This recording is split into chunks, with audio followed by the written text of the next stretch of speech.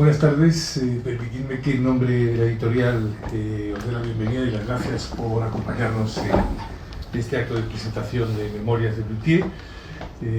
Digo presentación y debería decir en realidad celebración, porque en realidad son muy pocas las ocasiones en las que una microeditorial como la nuestra tiene la fortuna y el privilegio de poder publicar a un autor al que no ha tenido que perseguir.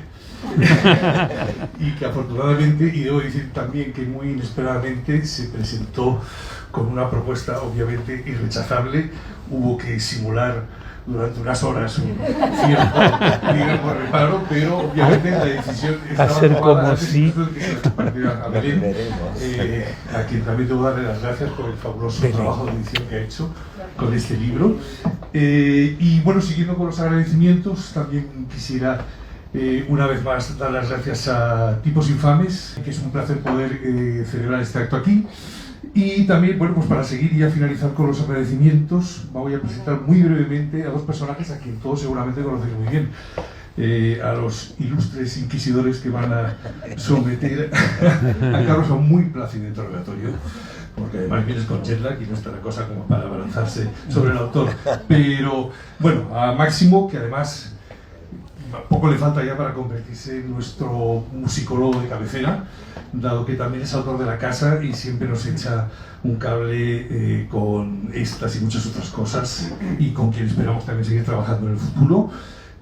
Máximo es periodista, locutor, presentador de televisión, novelista también, y además también el pie azote de no pocos adversarios políticos con los que se enfrenta en las ondas, en las redes y por los puestos de atochales de esta hermosa ciudad.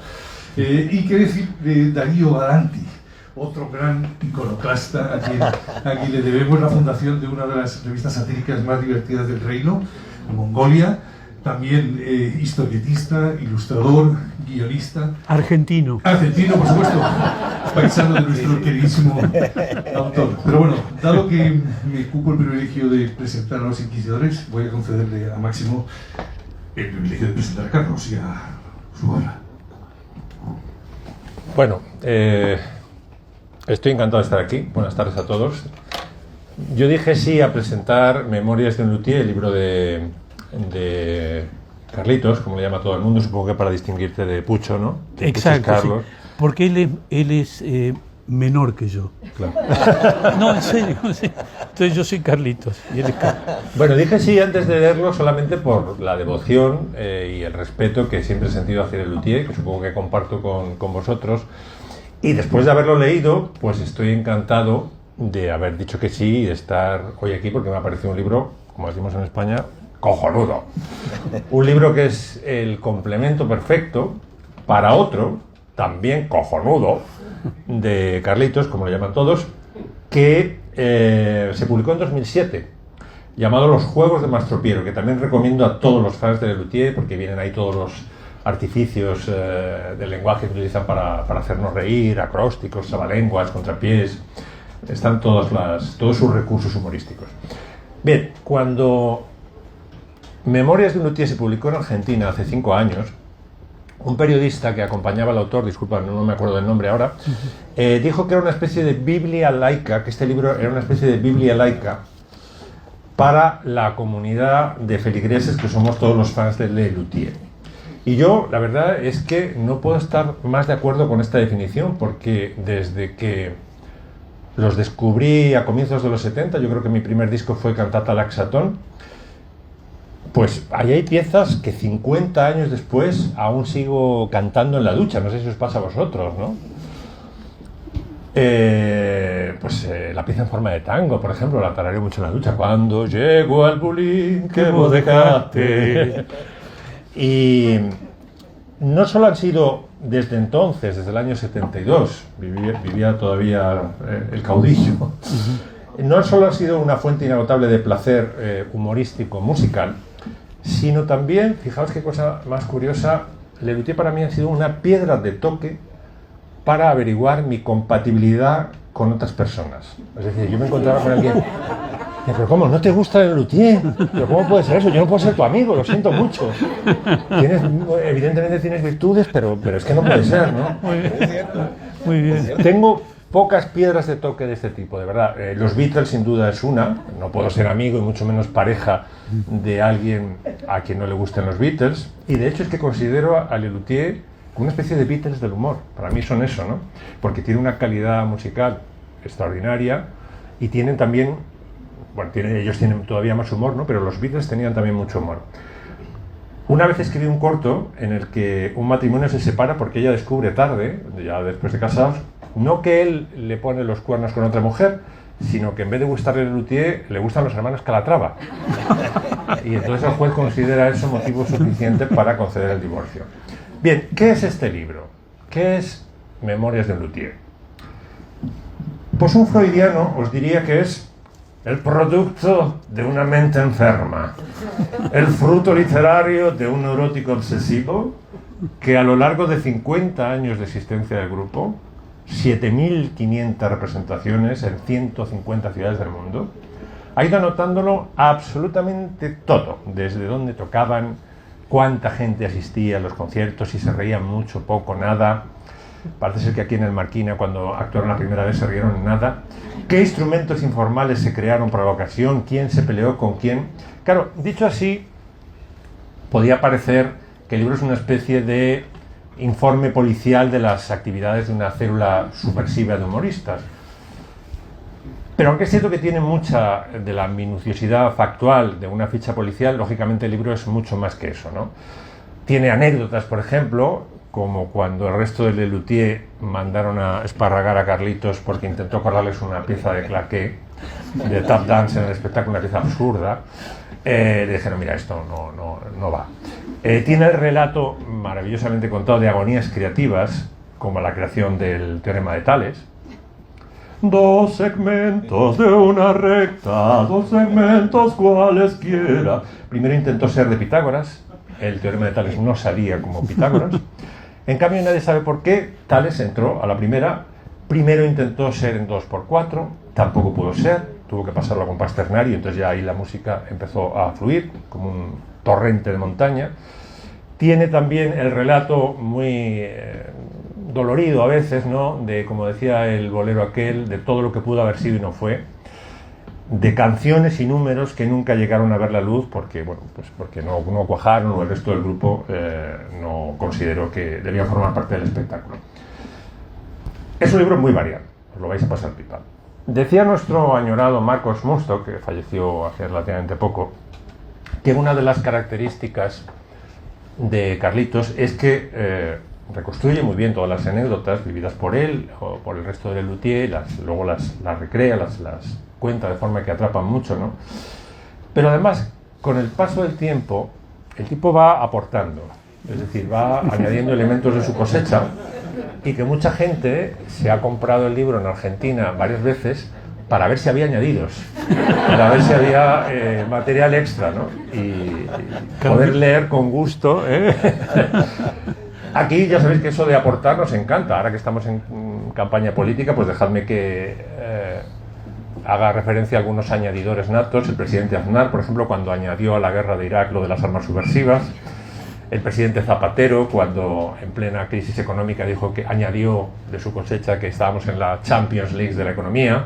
Inés Arrimadas, que aportó al voto inexistente aquello de ¡huela remontada, huela remontada! O sea, no me cabe duda de que este es un país de añadidores, de completadores, así que el libro de Carlitos va a gustar en España tanto como ha gustado en Argentina. Porque de entrada sí tiene, respecto a la edición argentina de hace 5 años, una cosa, que es que esta edición es mucho más bonita. El propio Carlitos lo reconoce, ¿no? Doy fe. Los libros del Cultrum, yo tengo uno editado, son los mejores editados del panorama nacional como objeto físico, porque están tocando nuestra canción. A mí me encantó, no son el papel, parece que es mejor al resto de los libros.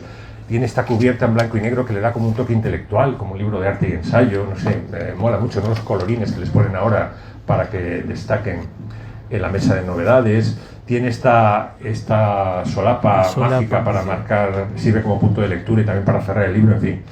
Estamos a salvo de la piratería porque nadie va a preferir el libro en digital si puede tener esta joya, ¿no? Voy a ir terminando. Mira, hay dos maneras, como mínimo, de disfrutar la música. Una es en el momento real de la audición, ¿no? Cuando estás oyendo el disco, el DVD, o estás en el teatro, que yo creo que es la forma definitiva de disfrutar del Lelutier, ¿no?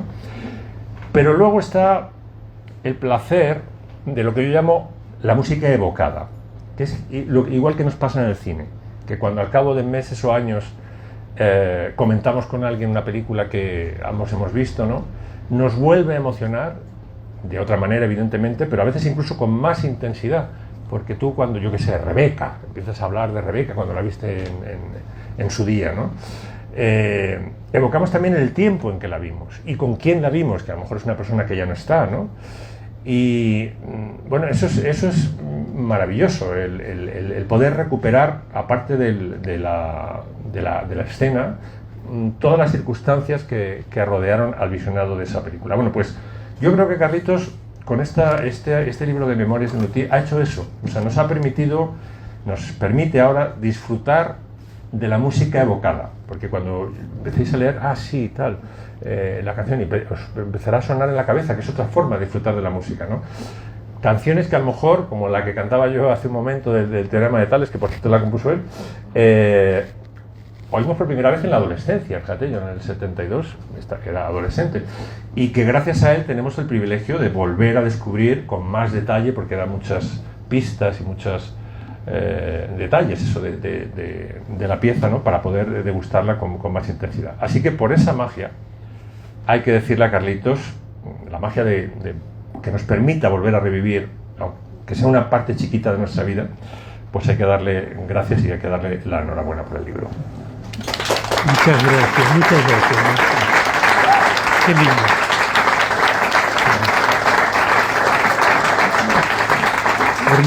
Hermoso comentario.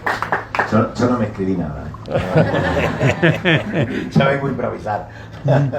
Pero quería sí primero agradecerle a Cultrum por haberme dicho de estar en la presentación, porque soy tan fan que es un honor, de verdad. Y además me parece muy propio, porque esto voy a dar un detalle que es muy de la cultura argentina, pero Cultrum, que no como se escribe, pero dicho, podría ser, es el cuarto de culto, claro, pero culto. También es el tamborcito mapuche para los rituales, el sí, Cultrum. Sí, el Cultrum. El Cultrum, y eso El parece mapuche. como el mapuche. Sí. Las machis y los machis hacen rituales chamánicos con el Cultrum. Sí. Y digo, y Carlos es una especie de chamán, sos una especie de chamán de la música y de la palabra. Bueno, me han dicho cosas mejores. No esperaba menos, la verdad. Pero lo que es una maravilla del libro, que solo estaba leyendo, es porque en mi caso nací justo en el 71, que es apenas unos años después de que empezaron. Y en mi casa claro, mi padre era melómano, tenía toda la casa llena de vinilos, toda música clásica. Lo único que entraba que no era música clásica era los Beatles, curiosamente, Lelutier, y luego también el padre de Spike Jonze, el director de cine, el padre de Spike Jonze, que también hacía música. No sé si sabías que creo que también firmaba Spike Jonze. Spike Jonze hacía discos de música y humor. Exacto. Sí. Y hacía de pronto eso, Guillermo Tell, William Tell, pero con sonidos de pedos y exacto. De cosas así. Y eran las únicas cosas pop que entraban a mi casa, ¿no? Entonces, yo de pequeño escuchaba eso, Spike Jonze, Lelutier y los Beatles, eran mis tres referentes, ¿no? Y después le contaba antes a Carlos que cuando vine a España en el 96, sería Barcelona, y claro, no había internet en esa época, o había, pero recién empezaba, no teníamos internet. Yo lo único que sabía de España era por los cómics que leía y por los libros, como era todo de anagrama, sabía decir cosas como hostia, ¿no? Y tal. Todo estaba traducido en anagrama, y leía el Víbora, el Cairo, entonces tenía como una cultura muy de cómic. Pero claro, llego y realmente no entiendes nada, un poco la cultura, ¿no? Claro. Y lo que podía compartir, que empecé a compartir pisos con otra gente porque no tenía ni papeles y lo que compartía, que se lo contaba a Carlos, era que en general, obviamente gente por supuesto de clase media que compartía piso porque eran estudiantes y tal, gente incluso más joven que yo, en esa época tenía 24 y por ahí tenían 20, pero todos conocían a Lelutier y a Mastropiero. Y aquí no, eran las dos cosas que yo podía tener algo de lo que hablar con los españoles y yo de Serrat, ¿no? Era como el intercambio cultural, era yo hablaba de Serrat y ellos hablaban de Lelutier y de Quino. Entonces, de alguna manera, en todo eso que es una, no se puede llamar una migración como pueden ser las personas que vienen porque tienen alguna dificultad, sino que fue voluntaria, cultural y por aventura, pero que de alguna manera me hizo sentir como en casa el hecho de poder hablar con la gente, de repetir gags de Lelutier, hablar de personajes de Lelutier, y que eso fuera algo absolutamente también generacional en mi generación en España, a 15.000 kilómetros. Y eso me pareció que fue casi básicamente lo que de alguna manera me hizo sentir como en casa y me hizo no sentirme de pronto como un perro verde en un lugar donde no entiendo muy bien qué está pasando, ¿no? Y es muy curioso porque el humor de los Lelutier, si uno se lo pone a ver, hay muchísimas referencias al folclore argentino, hay muchísimas referencias al tango, hay muchas referencias a cosas culturales de Argentina que yo conozco porque venían eso de los 70, de los 80, de los 60. Y sin embargo, que eso haya podido entenderse en todo el resto del mundo, es como muy curioso, es como una especie de gran talento, Carlos. ¿Cómo lo hicieron a eso? Y hay que pensar que los españoles recién empezaron a entender nuestro humor cuando escribimos una zarzuela. Ahí fue un poco como ahí se dieron cuenta de que estábamos haciendo bromas. No, sí, es como decís tú. Lo que sucede es que, y vos lo sabés muy bien, Buenos Aires ha sido bendecida en el sentido de que desfiló todos los folclores del mundo, es decir, pasaron y llegaban incluso al mismo tiempo que se desarrollaban en otros países. En Brasil, Jobim, Baden-Powell, Vinicius de Moraes daban los primeros pasos y al año siguiente eran contratados en los café concert de Buenos Aires para que hicieran lo mismo en Buenos Aires. O sea que nosotros veíamos cómo surgían los movimientos folclóricos y demás. Y de pronto, de ahí, además era música de una calidad absolutamente maravillosa. Entonces nosotros íbamos escogiendo, esto me gusta, entonces hagamos una bossa nova.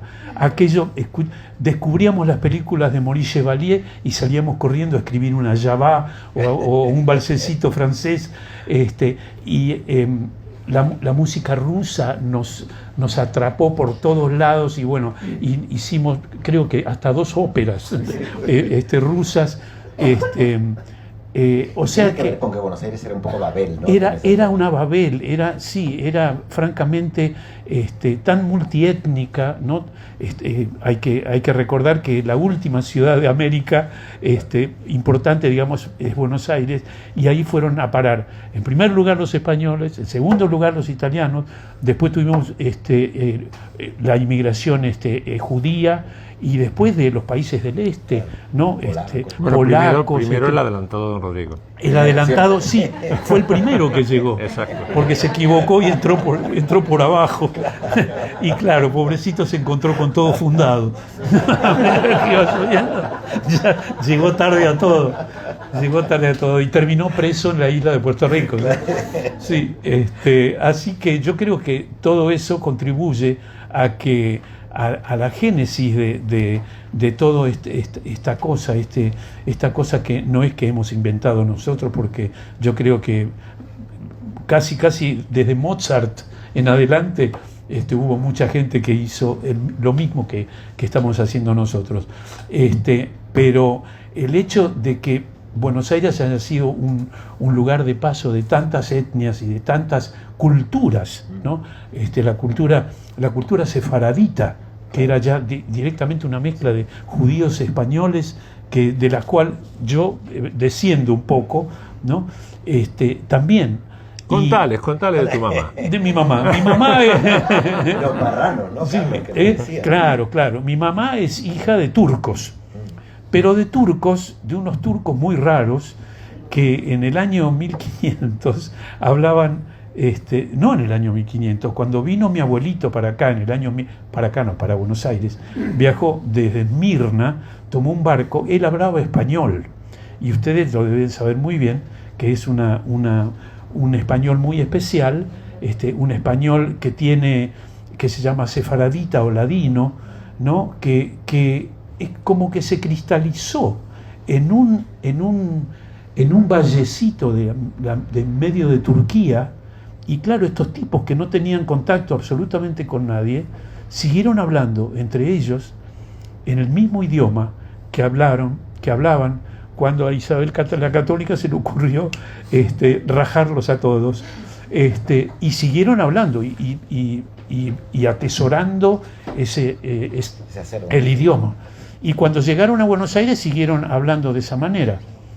Dicen, es una anécdota, pero si non è vero ben trovato, como dicen los tanos, que cuando mi abuelito bajó en el puerto de Buenos Aires, escuchó hablar y dijo en ladino, dijo, Bar Minam, que significa Dios Santo, aquí son todos judíos, dijo, todo el mundo es judío. Dice, ¿no? Claro, él venía de un bolsoncito judío de Turquía y claro, llega acá, llega a Buenos Aires, escucha lo mismo y supone que son todos judíos. No, señor, venga que le explicamos, no es así. Sí. Y mi vieja se casó con mi viejo, que de dónde vino, ese sí, ahí estoy muy orgulloso. Vino de Murcia. Vino directamente de Murcia, con su oficio, que era relojero, en el pueblito de Cieza, y llegó también el mismo año que llegó mi abuelito turco. Así que bueno, por esas razones del destino se cruzaron mi papá y mi mamá, y salí yo, que es la mezcla típica argentina, que debe ser algo parecido al de también. Yo también debo tener, mi madre siempre dice que también debo tener antecedentes sefardíes, porque este perfil Sí. y estos oficios por aquí son... Por ahí, ¿no? Sí, tienen algo que ver. Sí. Qué curioso. ¿Y después la primera vez que viniste a España, viniste con el luthier o ya has venido de antes? No, la primera vez de España, que vinimos en el 74, vivía el Generalísimo, como decía aquí el amigo Máximo, llegamos en el 74 y el pobre Pepe Caturla, que supongo que algunos de aquí lo habrán sentido nombrar, fue nuestro Cicerone, el que nos trajo, porque nos había visto un año antes en Buenos Aires y se había enamorado de Lelutier. Y entonces dijo, esto yo lo tengo que llevar a mi país, lo tengo que traer, y lo vino a charlar con nosotros, nos contrató, nos trajo al Teatro Marquina, hizo todo lo que pudo y perdió hasta el último centavo, no vino nadie, vendió el coche para pagar los pasajes de regreso. Sí, fue realmente un fracaso total. Nadie tenía ni idea. Sí, el primer fracaso. ¿Sí? 6 años después ya había cambiado todo y el milagro fue la aparición del cassette. Simplemente apareció el cassette y empezaron a pasárselo, ¿no? Y como decía Máximo también, eso fue, digamos, como un reguero de pólvora, es decir, la gente empezaba a enterarse de que iba esto, y bueno, la primera noche tuvimos 100 personas, y después, bueno, exponencial fue, ¿no? Fue maravilloso la historia que siguió, ¿no? Y es muy gracioso que nos contabas abajo que quién era el otro que también con el que perdía dinero, el productor. Perdía dinero porque empezó también con él y no confiaba demasiado. Pero los dos artistas, tanto Luthier como este muchacho, insistimos en seguir con Pepe Caturla, y bueno, hicimos 2 carreras, nosotros con lo nuestro y Serrat con la suya. Pero empezamos igual, sí, aceptando un café con leche, mil amores.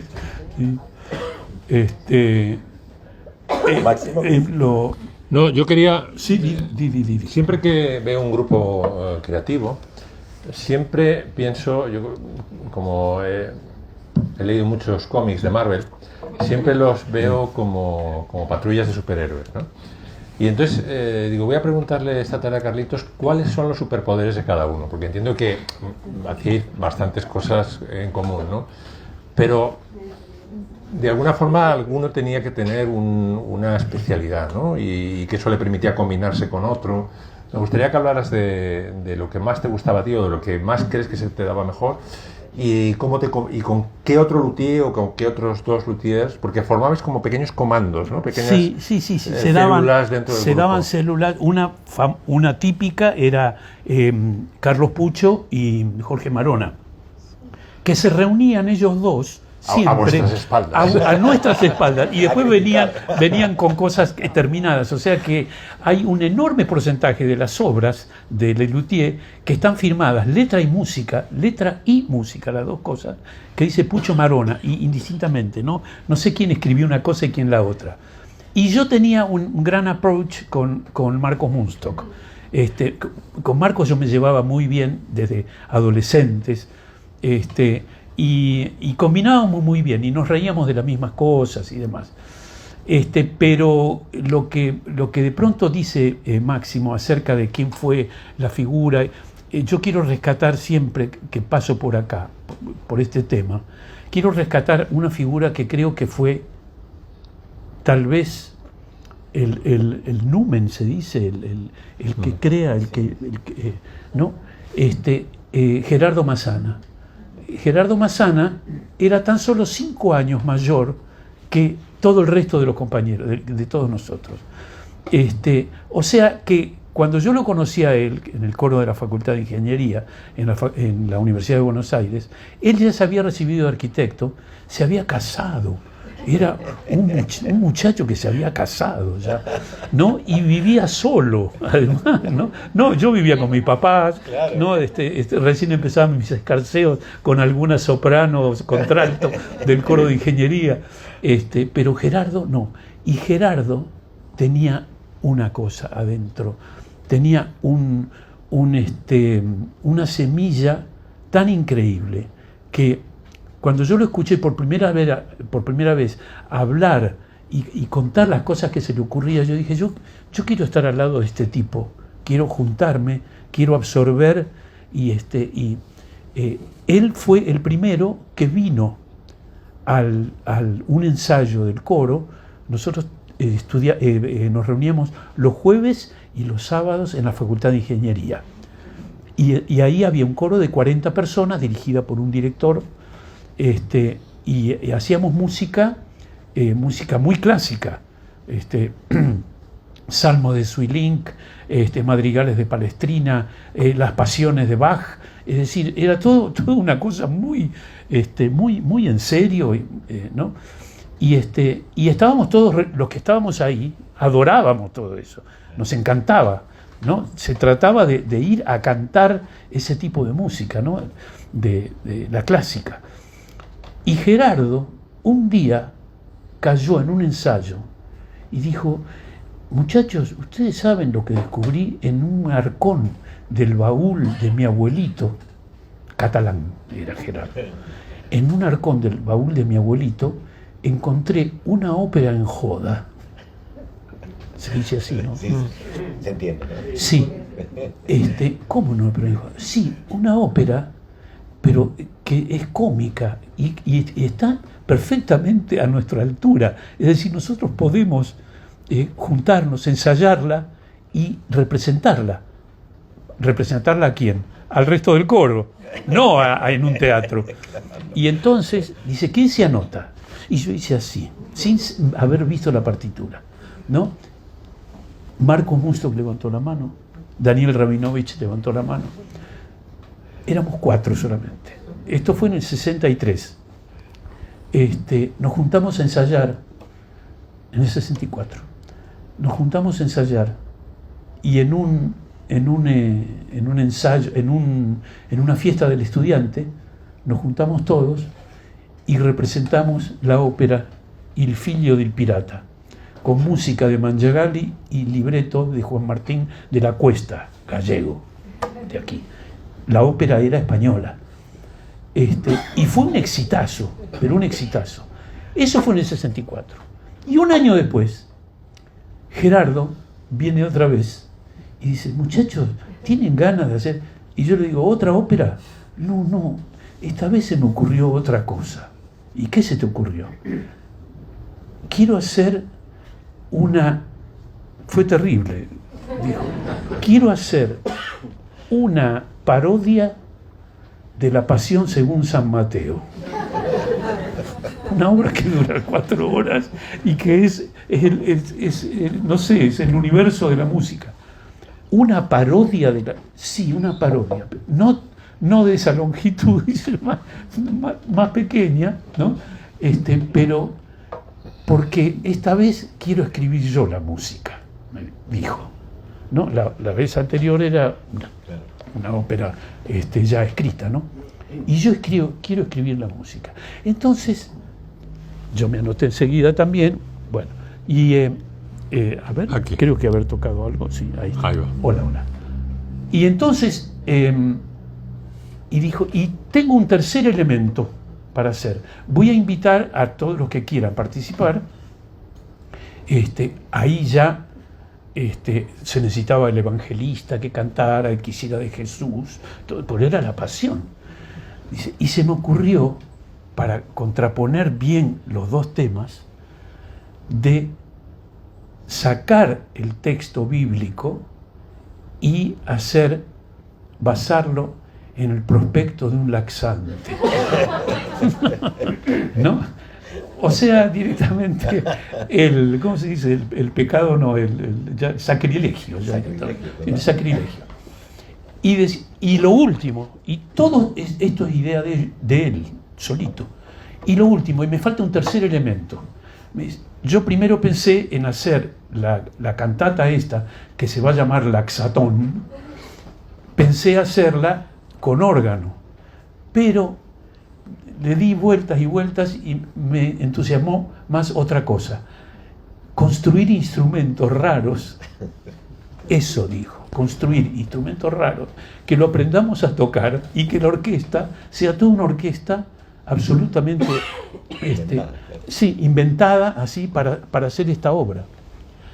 Y entonces el desafío fue, y se lo dijo a todo el coro, podemos actuar todos ahí, porque acá se necesita un grupo que haga de orquesta y el coro, además, porque una cantata lleva coros. Entonces todas las sopranos y contraltos esta vez intervienen y demás. Y una única condición: el que quiera actuar en la orquesta, y miren qué idea, ¿no? Todo el que quiera actuar en la orquesta tiene que construir su propio instrumento, aprenderlo a tocar, venir y yo le doy la partitura que tiene que tocar. Y así fue. Nos anotamos 10 personas. Y esas 10 personas se llamarían unos años después, un par de años después, i musicisti, ¿no? Que fue con el nombre que nos presentamos en el festival universitario, y ahí fue, digamos, la primera vez que se dio a conocer el futuro Lelutier, ¿no? Y que lo contás en el libro, pero ¿cuál fue el instrumento? El instrumento Sí. que construí yo estaba haciendo la carrera de química biológica y naturalmente fue el tubófono silicónico cromático, lo construí yo, sí. Gerardo construyó una especie de pipa enorme, terrible, que se llama el bass pipe, ¿no? Que es un cornetón enorme, sí. ¿Y cómo hacían para construirlos? Yo tenía acceso a las cosas de química, claro. Y entonces desde chiquito me entretenía soplando tubitos y demás, y bueno, había que construir un instrumento, entonces bueno, me senté, dije, bueno, tenía 1/8 de registro, punto. Si con esa octava yo tenía que tocar Bach. Que era todo un desafío, lo que sí tenía sus alteraciones y todo, do sostenido, re sostenido, sí, fa sol la, sí. Eso sí. Y fue un exitazo, esa obra fue un exitazo. Y la seguimos tocando así hasta el año 72 máximo, fue que se grabó. Yo creo que Cantata Laxatón es del 72. Es del 72. Sí. En el 72 ya directamente ya estábamos ya maduritos, y Gerardo dijo, yo quiero, ahora sí quiero hacerla como, y que suene a la San Mateo.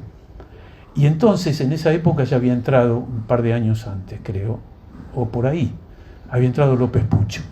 López Pucho era un tipo que es un tipo que estudió música, hizo el doctorado en la Universidad de La Plata, es director de orquesta y demás, y tenía un conocimiento musical increíble. Y en cuanto conoció a Lelutier se enganchó enseguida, ¿no? Entró unos años después de toda esta historia.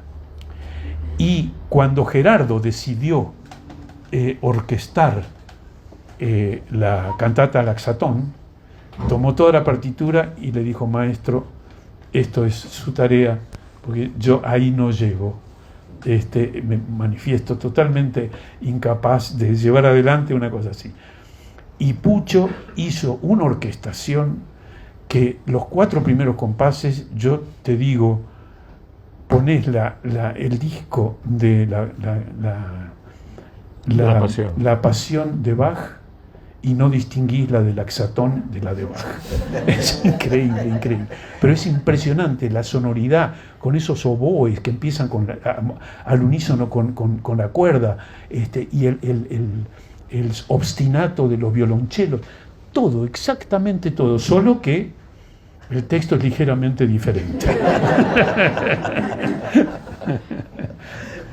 Que también en el libro también contás que es muy bueno cómo iban escribiendo las partituras todos, y hay incluso fotos de cómo cada uno escribía la clave de sol y tal. Sí, las caligrafías. La caligrafía, pero sí. que iban corrigiendo y apuntando mientras lo hacían, ¿no? Claro. Que llegó la tecnología. Después llegó la tecnología de la mano de Pucho y Jorge, que trajeron el primer programa. Yo me acuerdo, vos sabés qué cosa increíble. 1 año o 2 años antes, yo en una reunión dije: la inteligencia artificial, no GPT, de aquella época, dije, puede llegar a ser cualquier cosa que haga el hombre, excepto escribir música.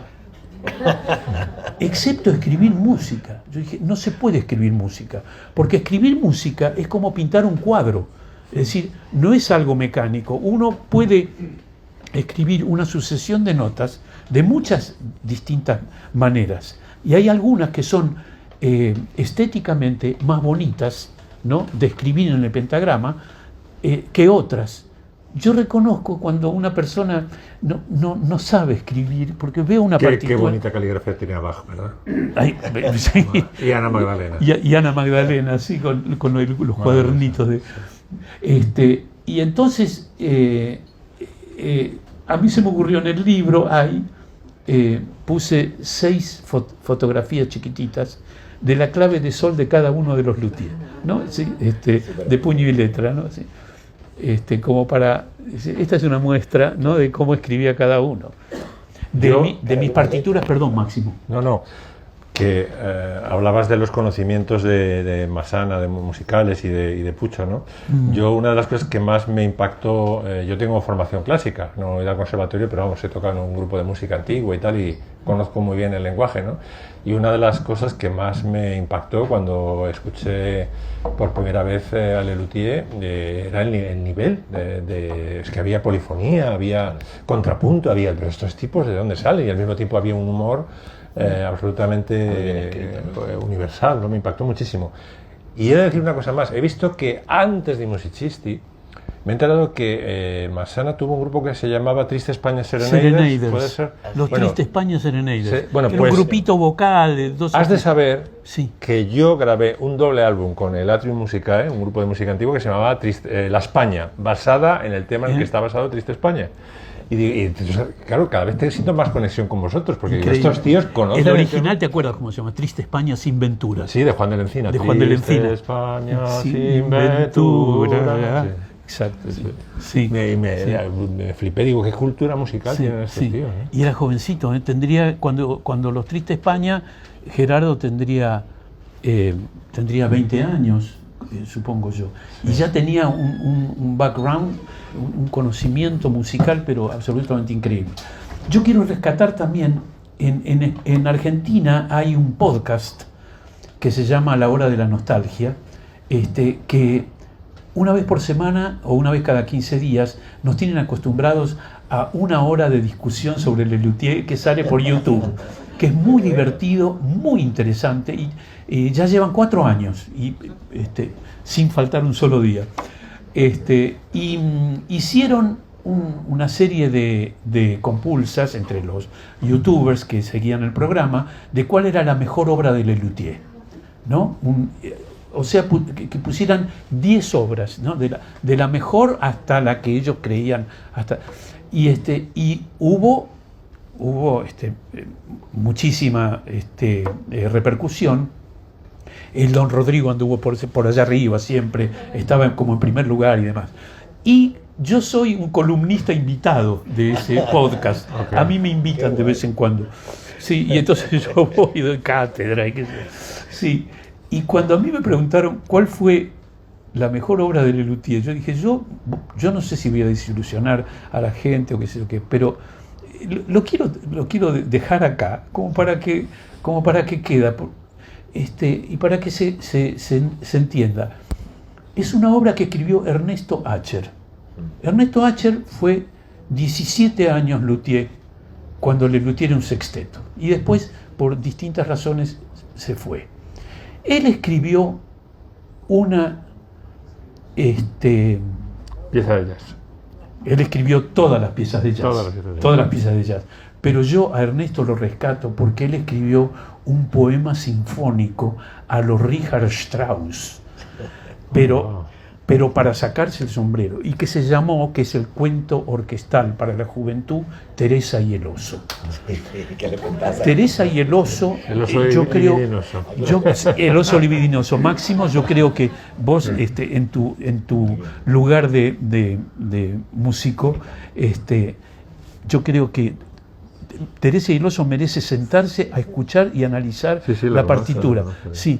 Y todo además todo el rato de fondo y el cuentito por encima. Y el cuentito por arriba, sí, fue simplemente nuestra ¿cómo se llama? Nuestra parodia de Pedro y el Lobo, de Prokofiev, ni más ni menos.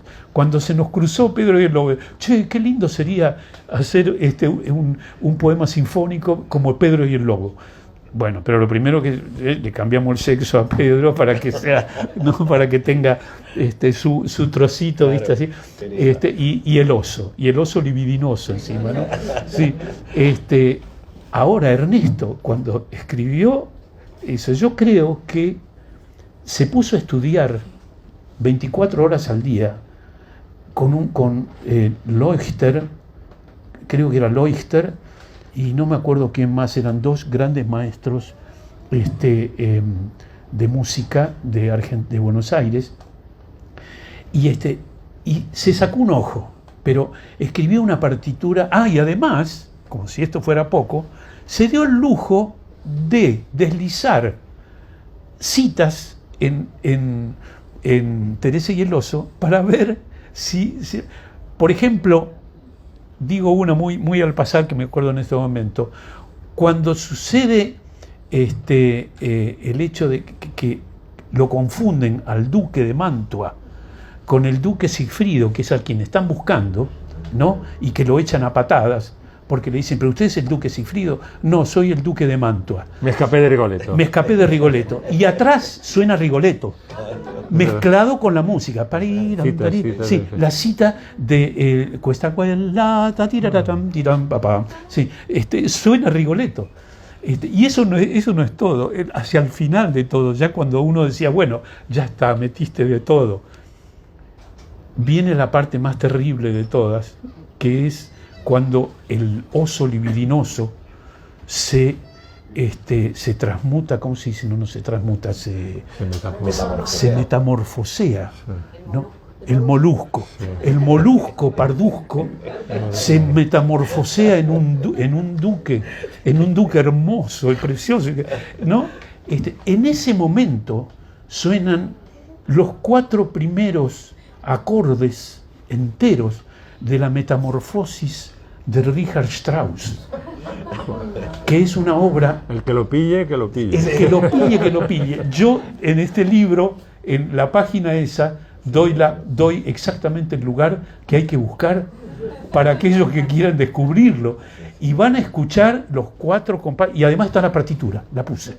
Dice, esta partitura la metió Ernesto no sé cómo, con qué magia, la introdujo en el momento en que el molusco parduzco se metamorfosea en el duque Sigfrido. Así. Aquí, ¿no? Ahí lo está, ahí está. Para que sepa música, yo nada de música. Hoy a la mañana hice un programita de radio muy lindo con tal Miguel Ángel. Ángel Carmona. Tony y Ángel. ¿Eh? Con Ángel Carmona, sí, con Ángel radio. Carmona. Y que me estaba hablando de la Bossa Nostra. Ah, buenísimo. Y bueno, entonces digo, bueno, eso es una de mis obras que yo quiero mucho, y que salió muy redondita y muy linda y la gente siempre le gusta. Y entonces dice, ay sí, sobre todo esa parte que dice, oh sol que manche de artenchi, oh sol que manche de fuego ya tan sostenido, que más está o apellido, oh sol sostenido, oh sol bemol. Muy bien, exactamente. Entonces le dije, ¿te gusta eso? Sí, te gusta. ¿Entendiste el chiste? Sí, que el sol no es sostenido, sino que es el sol bemol. Dice, en realidad no va por ahí el chiste. Dice, ¿cómo que no va por ahí el chiste? Te falta el 50% del chiste. Cuando yo digo, oh sol bemol, forcea la melodía para que terminara en sol bemol. O sea que coincide la última nota que yo canto con la nota que hay que tocar, con la nota real. Dice, y esto nadie se entera. No, me costó, pero terrible, pasar la melodía por ahí y que terminara en sol bemol, ¿no? Me costó muchísimo. ¿Para qué? Para que nadie se enterase. Pero hay una cosa maravillosa porque por un lado el Lelutier es súper culto, como muy académico, digo académico no, pero sí con muchísimos detalles de muy cultos, pero por otro lado que a mí me gusta mucho que lo contás en el libro, vuestro esfuerzo para hacer popular determinadas letras, determinadas rimas, justamente por una vocación de querer llegar a la gente, ¿no? Claro, sí, entonces sí. mantenías todas esas capas, tenías Sí. la capa esta del sol bemol, pero luego podían hacer cambios en la letra para que funcionara mejor el chiste a niveles populares. Y claro. eso me parece un trabajo maravilloso y vamos, que creo que eso se hace muy grandes también, ¿no? Yo creo que es uno de los éxitos de la cantata, aparte que el argumento es muy gracioso de la cantata Don Rodrigo, Sí. está muy bien sacado el folclore según va subiendo hasta Puerto Rico, ¿no? De cada Porque país. pasa. Y además muy bien construidas las piececitas, desde la cumbia. Sí, tú sabes, La cumbia Máximo, que buenísima. en este libro hay, creo que un par de correcciones, y una de esas tiene algo que ver con lo que dice Máximo. Un día me escribe un amigo de Colombia, creo que era de Medellín, que era paisa, me escribe, no, que paisa, venezolano, Osvaldo Aquique. Y me dice, Carlitos, en el libro de Memorias de un Luthier cometiste un pequeño error. No me digas, dice, sí. ¿Cuál? ¿Qué? Entonces me dice, ¿viste cuando cantan exacto? Dice, vos pusiste que eso es un merengue venezolano. Y no es un merengue venezolano, es una quirpa llanera. Hostia. Vos sabés que eso para mí es un golpe demoledor. Claro. ¿Viste? Por esa. Además, ¿quién se va a enterar? No, bueno. Sí, los venezolanos, sí. Y punto, ya está. Es lo mismo que acá diga esto, en realidad no es un chotis de la plaza de qué, sino que es un chotis de la otra plaza de. Sí. Y entonces le pedí a Belén, por favor, necesito corregir esto, es cuestión de vida o muerte. Donde dice merengue venezolano hay que poner quirpa llanera. Bueno, y lo corrigieron, así que viene bastante más, sí, ya está, es un problema menos. De un obsesivo de nacimiento. Pero gracias a que seas un obsesivo tenemos este libro. Porque es maravilloso, vienen letras famosas, pero con las versiones primeras, las versiones segundas, comparadas. Para mí que hago humor, rastrear la evolución del juego de la palabra en las diferentes versiones es increíble, es una maravilla, la verdad. Ahora yo quiero decir algo de este libro. Tu obsesión. Muchas gracias. Esta obsesión me viene desde el comienzo, desde que lo conocí a Gerardo y empezamos con toda esta historia maravillosa que me regaló la vida. El asunto es que este libro, me dice mucha gente, ¿cuándo lo escribiste? y empecé en 1964 a escribirlo, porque realmente yo escribí todo lo que pude. Y después, este libro no es otra cosa que lo que queda de todo lo que tiré. O sea, es ni más ni menos que los momentos más felices, creo yo, y que tuve la suerte de atesorar, porque el pasado siempre con esa síntesis terrible va apretando las cosas y nos va llevando a quedarnos solamente con chispazos de la realidad o de lo que fue. Y algunas veces ni eso, después resulta que inventamos los recuerdos, ¿no? Que sucede muchas veces. Pero al estar escritos ya no hay esa posibilidad. Al estar escritos uno puede leerlo, volver a disfrutarlo, como decía Máximo hace un ratito, volver a evocarlo, al recuerdo, y entonces, uy, acá hay un material que puede llegar a interesarle a mucha gente, ¿no? Y tuve la suerte de, bueno, que efectivamente pude avanzar con esto. Lo que sí, que Lelutier escribió 4 veces lo que hay acá, o sea, hay 200 obras y yo he elegido 50, para no aburrir, y además porque no todas son demasiado divertidas.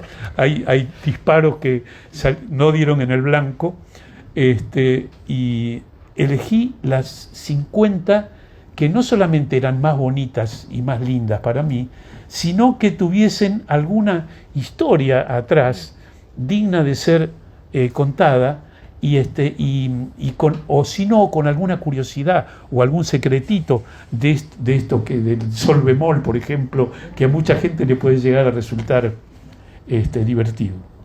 Y que, dicho sea de paso, hoy también recordé que había otra obra que terminaba también como la bossa nova sol bemol, que era uno de los tangos de Carlitos cuando volvía a París. El plomero, que en buen castizo es el fontanero. Fue al trabajo muy temprano, vio el caño que perdía y lo volvía a pagar.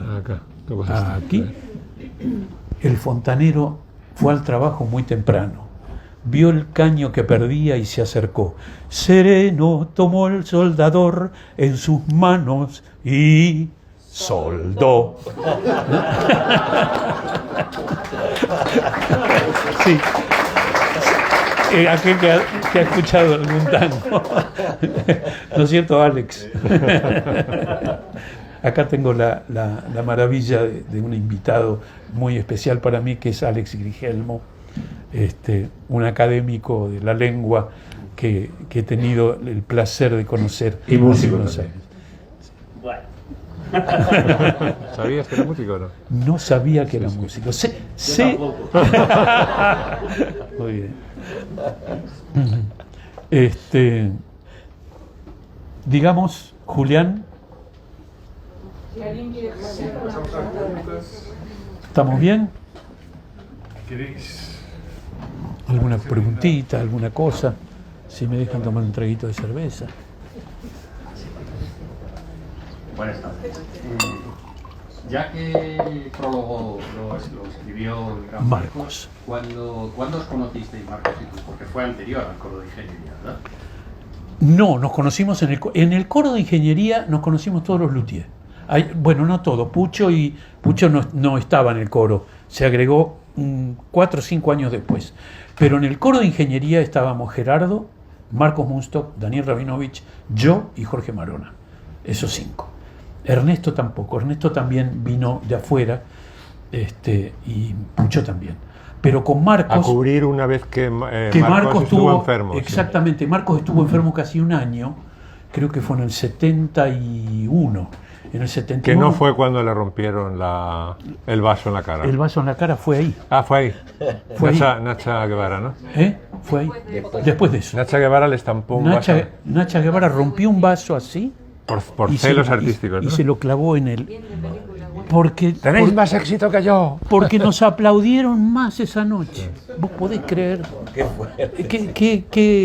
¿En qué cabeza cabe? Lo esperó, Nacha Guevara lo esperó en el bar por donde salíamos todos del escenario, y estaba muy enojada porque el aplauso era muy grande, Estoy hablando del 71. En Mar del Plata. En Mar del Plata, sí, en Mar del Plata, sí. Y entonces lo esperó, rompió el vaso y se lo clavó en... Una escena como de Glenn Close en No, increíble, increíble.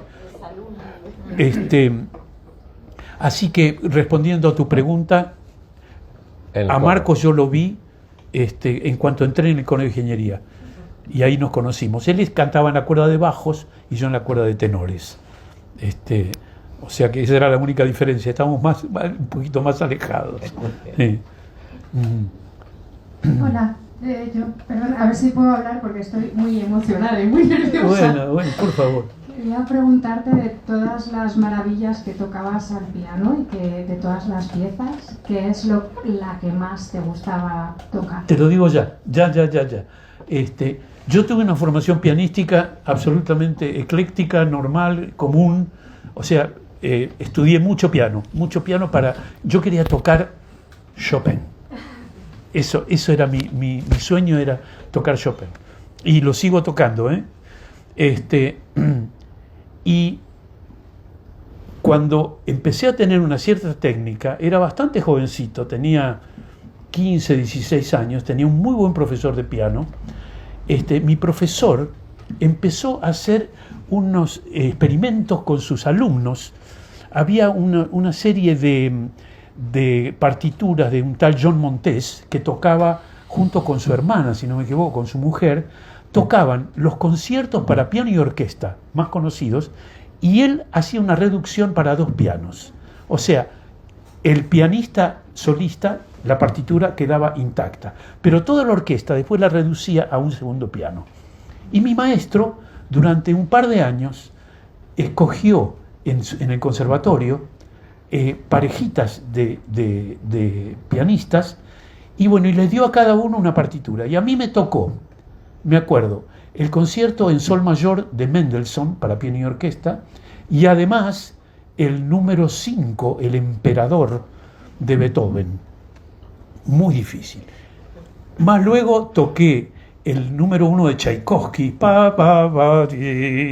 ese que maravilloso, y toqué también el número 3 de Beethoven también. Bueno, con todo eso yo soñaba con tocar alguna vez con orquesta, ¿no? Y el momento me llegó con Lelutier. Fue increíble. Tuve que pasar de la música seria al puro humor para poder finalmente desarrollar y volcar todo esto, esa polenta, como decimos nosotros, ni sé cómo se dice aquí, ¿no? Esa fuerza, ¿no?, que yo tenía dentro para tocar un concierto para piano y orquesta, y que tuviese una orquesta atrás. Y eso me llegó con el concierto para piano y orquesta de Sergei Dmitri Membekostrov. Bueno, la primera versión del concierto de Membekostrov naturalmente era para piano, yo y mis 5 compañeros tocando una lata, un coso de yerba, bueno, así sonaba espantoso, ¿no? Pero cuando de pronto empezamos a subir, y vino de pronto un señor que era un gran capo político en Argentina y nos dijo: ustedes tienen que tocar en el Teatro Colón. Entonces dijimos: ¿en el Teatro Colón? Sí, pero nosotros tenemos solamente una pieza para tocar con orquesta, que era el Concerto Grosso alla Rustica. No tiene ninguna otra. Y Pucho dijo: tenemos el concierto de Membekostrov. Y yo le dije: pero maestro, no existe todavía la partitura de la orquesta, porque eso es para latín, chelato, bass pipe, yerbomatófono de Luxe. Entonces, yo la escribo, ayúdame y la escribo. Y en el lapso de un mes, Pucho se sentó conmigo y escribimos la partitura para orquesta sinfónica. Esa noche, el cuore mi bate a fretta. Yo les juro que se me escapó un lagrimón cuando hacia el final hago la parodia de Rachmaninoff. Sí, cuando pasé por ahí y tenía la sinfónica atrás empujándome, yo me emocioné como un niño, realmente. Nunca había tocado con orquesta y de pronto un pianista que toca con orquesta es el regalo más grande que puede recibir un tipo que le guste eso, ¿no? Porque es carísimo, en primer lugar. Carísimo. Necesitas pagarle a 100 tipos que te acompañen atrás, ¿viste? Necesitas un teatro con capacidad, ¿viste? Y bueno, y todo eso. Así que si yo tengo que elegir una de las obras que más me emocionan, lo pondría en primer lugar al concierto de Prokofiev. Y después, muy pegadito por allí, hay ciertas cosas que cada vez que salía a escena a cantarla, como Lazy Daisy, disfrutaba. ¿Cómo lo? Era realmente, era hacer el amor con el público, realmente. Sí. Era muy lindo, muy lindo.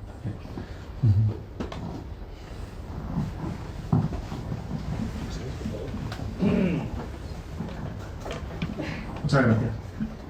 Quisiera preguntarle, no sé si a lo mejor estoy preguntando algo que figura en el libro. En todo este tiempo, ustedes que han tenido esa capacidad de síntesis y de hacer miniaturas de todo, ¿no? No sé si surgió en alguna ocasión la oportunidad, pues a lo mejor de escribir, no digamos ya un concierto para piano o un cuarteto, una sinfonía, pero quizás una comedia musical, algo que saliera de lo que era el grupo. Lo hicimos. Sí. Es más, si no me equivoco, está en el libro, si no me equivoco, y se llama bailarines, ¿cómo era? Selección de bailarines, que es la parodia exacta, porque compramos el libreto y dijimos hay que ajustarse a esto, de Chorus Line. Gracias. De Chorus Line. Solo que son 3 los que se proponen, ¿no? Y les van tomando, y hay un coreógrafo que les hace hacer pasos y demás. Yo soy el pianista que los acompaña, el pianista de ensayos, y ellos intentan entrar en esa comedia musical y por supuesto fracasan todos, porque son un desastre todos, ¿no? Se llamó Selección de Bailarines. Sí, está. Sí.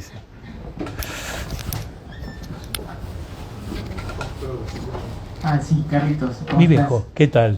¿Cómo te va? Muy bien. Quería hacerte una consulta. Bueno, primero saludos muy especiales desde un pueblo muy incansable, cuyas riquezas son incalculables. Saludos de Perú.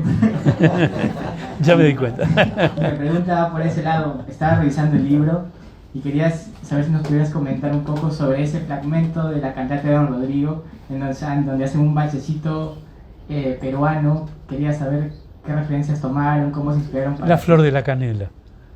Fue directamente La Flor de la Canela. Era lo primero que escuché de Perú y que primero no. Habré escuchado muchas cosas, pero el día que escuché el balsecito de La Flor de la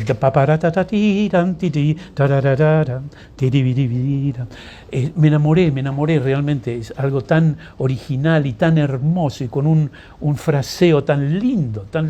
Sí, fuimos directamente allí.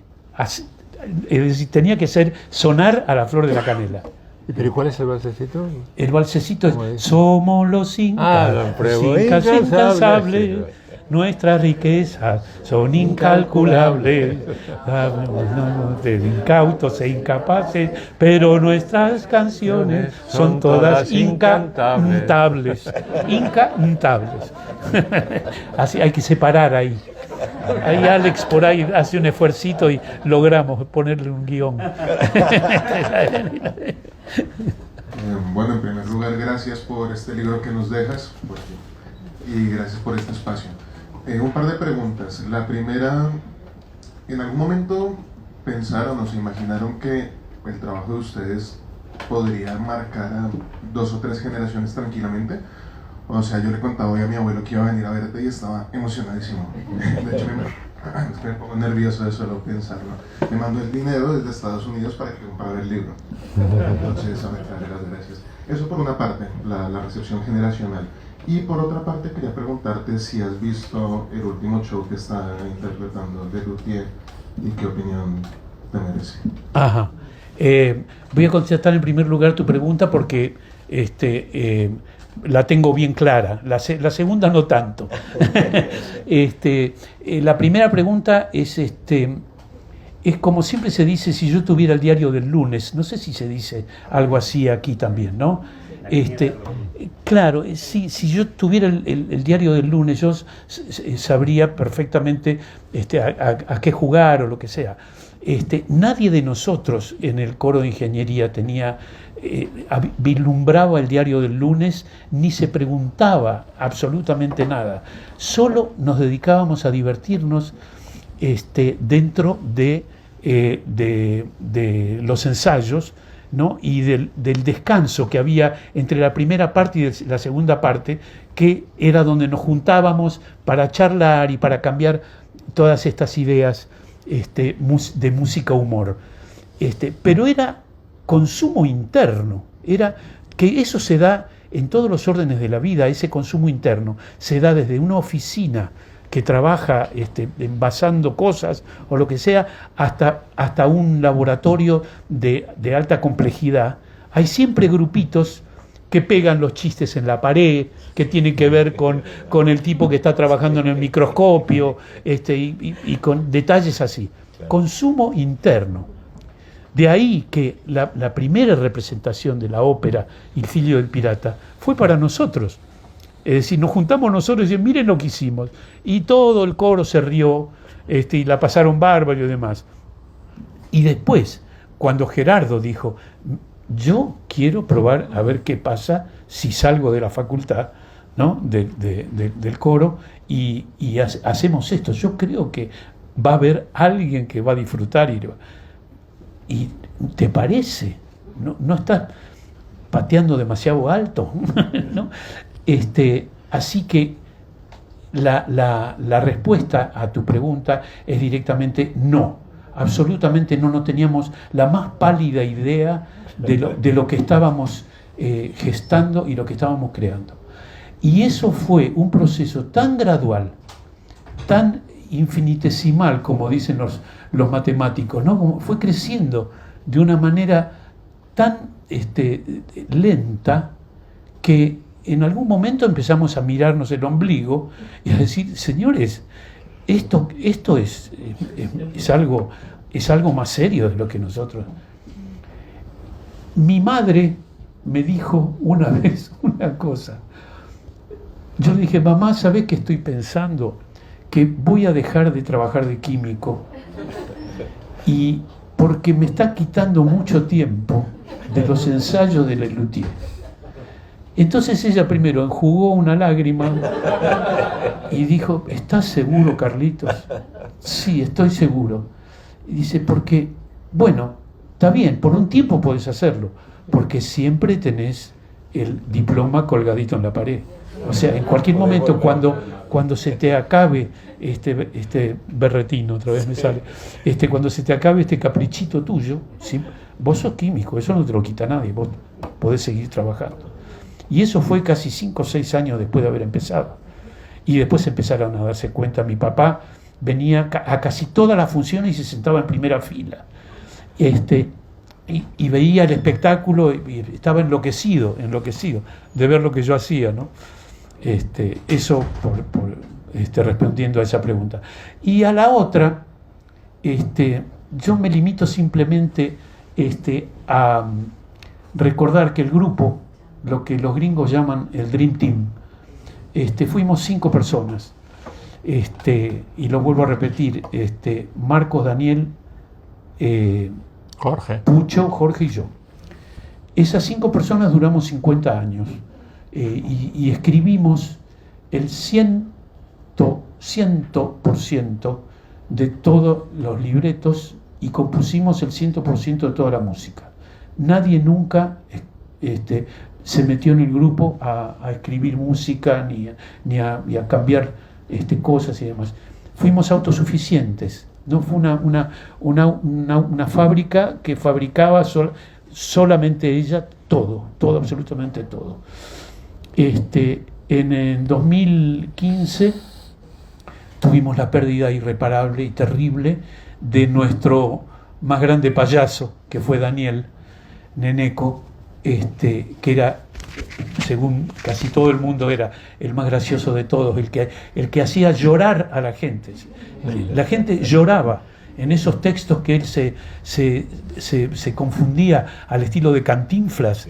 Hizo un Cantinflas argentino maravilloso. Ese invento de Daniel fue... Bueno, en el 2015 lo perdimos a Daniel, y ahí fue cuando yo le propuse a mi grupo, a Lelutier, que en 2 años íbamos a cumplir las bodas de oro, los 50 años juntos. Y entonces que era una muy buena oportunidad como para despedirnos del público, pero bien despedirnos ya éramos 4, ¿no? Pero bueno, y les propuse hacer un concierto de despedida gratuito en el obelisco de la avenida 9 de Julio de Buenos Aires, para todo el mundo.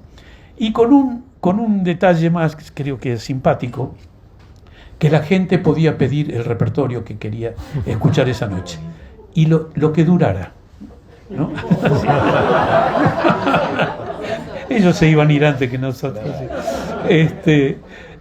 Pero lógicamente eso había que de alguna manera organizarlo, porque no podíamos tocar cualquier cosa en cualquier momento. Es decir, había que hacer una especie de votación que saliera en algún lado, y después de ahí nosotros elegiríamos 10, 15 obras y se tocaban todas esa noche y nos despedíamos. Mis compañeros me miraron con una mirada desencajada. Evidentemente te viene el sobrenombre, el apodo, el loco, te viene de perillas, porque nadie está ni siquiera rozando con esa posibilidad, ni con nada. Nosotros queremos seguir adelante. Recién empieza. Y yo siempre aquí, cuando llego a esta parte, porque me han hecho esa pregunta varias veces, cuando llego a esta parte recuerdo a nuestro gran poeta y escritor, el señor Borges, que decía que los hombres hacen planes como si fueran inmortales, y resulta de que no lo somos. Entonces, así fue. Mis compañeros dijeron, no, esto no se acaba acá, esto, como dijo Máximo, esto recién empieza. Entonces yo tomé una decisión unilateral, muy consensuada con ellos. Les dije, muchachos, entonces miren, yo voy a seguir trabajando un par de años más. Esto después de la muerte de Daniel. Voy a seguir trabajando un par de años más, y en el 2017 voy a elegir una fecha, que es el 4 de septiembre, que era cuando nació Lelutier, con 50 años en el escenario, y me despido. Y tuve la gran suerte de que justo cuando estaba llegando esa fiesta, esa fecha, tuvimos la maravillosa sorpresa de que nos dieron el príncipe de Asturias, princesa de Asturias, exactamente. Bueno, yo dije, no podía irme en mejor momento realmente. Voy, le doy la mano a su majestad, agarro lo que me corresponde y le digo, si te he visto no me acuerdo. Así que y así fue. En septiembre del 2017 hicimos en Mérida la última función que yo actué, en el maravilloso templo ese, el romano que tienen allí, que los envidio profundamente. Pero fue una despedida tan hermosa, tan linda, y una semana después nos entregaron al Princesa de Asturias, y ahí sí le dije adiós a mis compañeros, y me bajé del escenario, no de Lelutier. Yo eso siempre me encargo de decirlo, porque yo sigo siendo Luthier de alma y lo voy a seguir siendo hasta el día que me muera. De ahí de pronto que esté aquí presentando un libro sobre la historia de Lelutier, si bien ya no subo al escenario. Y lo último que dejo así como una perlita es que no no, ¿cómo era la frase que tenía que decir? No comulgo, no nos representan. no me representa. Esa es. Ruego que no la saquen de contexto ni la anden repitiendo por ahí. Ese grupo no me representa. Son dos compañeros queridos míos que vivieron 50 años conmigo y que escribieron la mitad de la producción de Lelutier, maravillosa toda, sin excepción, pero lo que queda ahora, que son ellos dos y que han incorporado toda una serie de covers y músicos y actores y demás, yo creo que me quedo con la imagen de mi quinteto y volando arriba con un par de alitas a Gerardo Mazzano. Muchísimas gracias.